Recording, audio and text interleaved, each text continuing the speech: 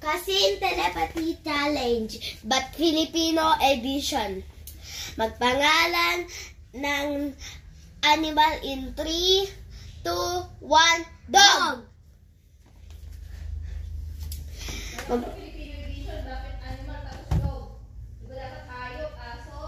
Okay lang yun.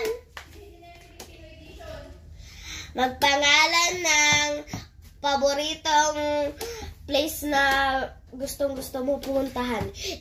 In 3, 2, 1, SM.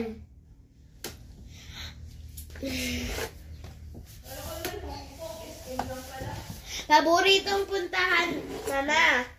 Magpangalan ng fast food restaurant in 3, 2, 1, Jollibee.